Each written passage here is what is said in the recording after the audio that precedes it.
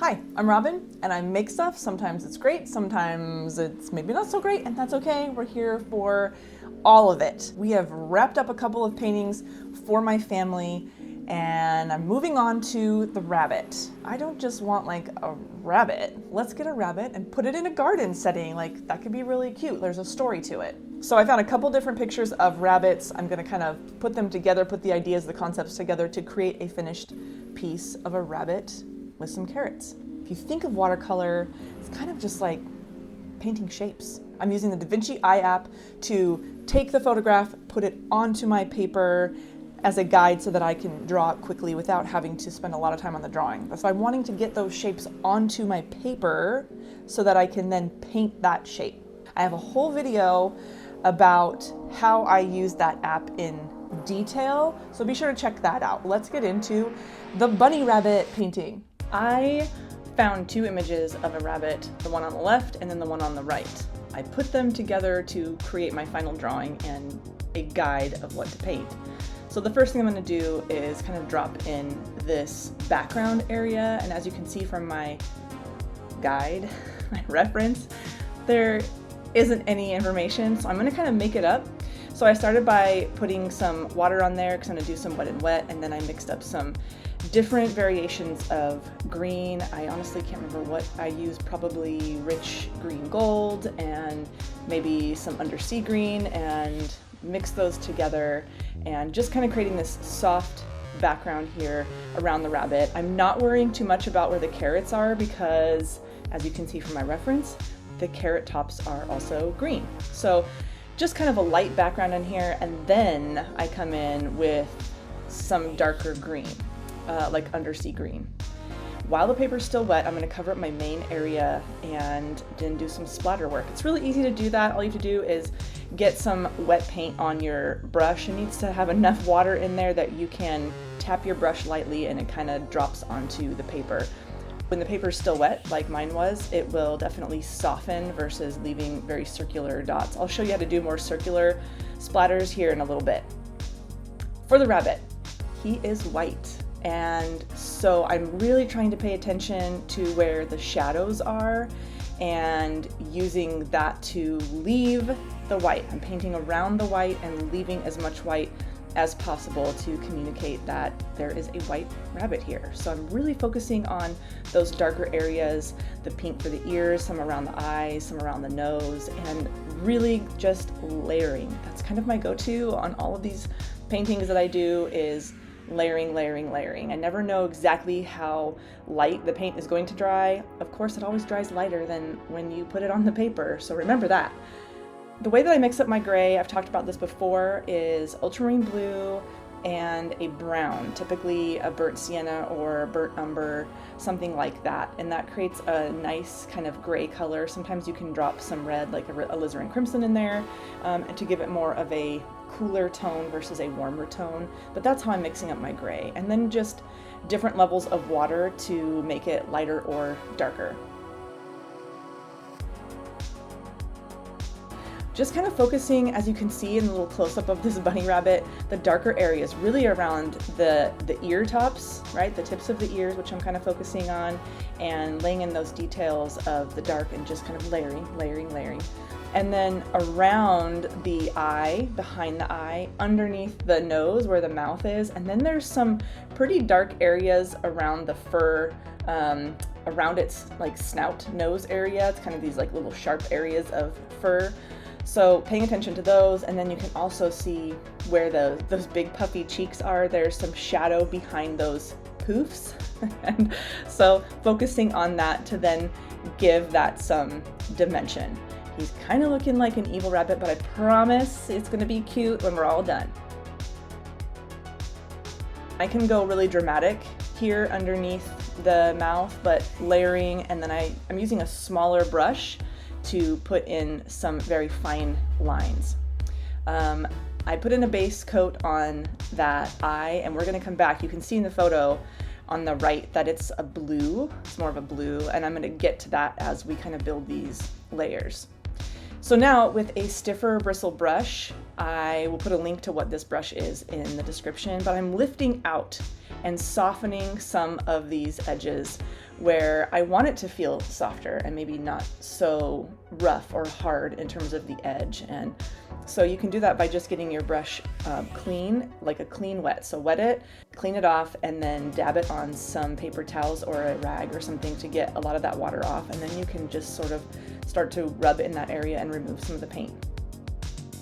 So let's kind of focus on this eye.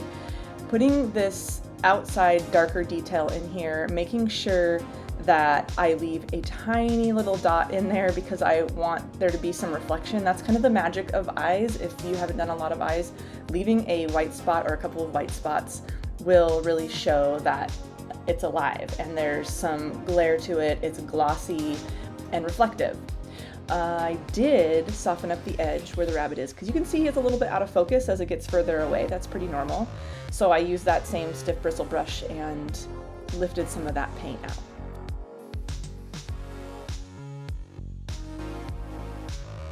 Now I'm putting in that blue color that I talked about, and now he's not looking as evil. I put that line in there to really help with the way that the shape of the eye is, and it's definitely looking a little bit cuter now.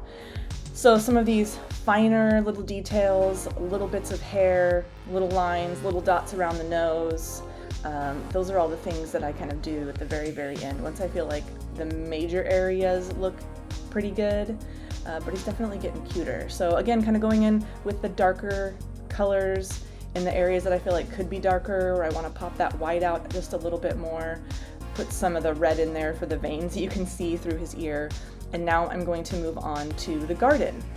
For this garden, I started with a base layer of burnt sienna, kind of faded it out, washed it out around the far edges.